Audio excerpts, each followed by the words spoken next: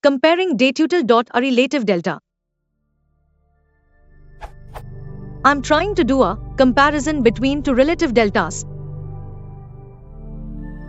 Here is the output from the debugger window in Eclipse. One of the relative deltas is only 15 minutes far smaller than the other one. Why does this comparison return false and not true as expected? What would be a better solution?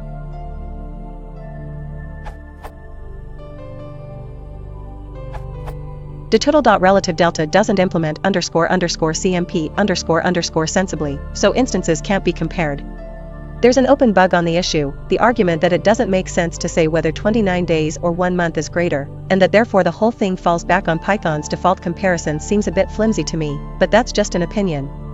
Depending on what you're actually doing, using datetime.timedelta may be a better solution.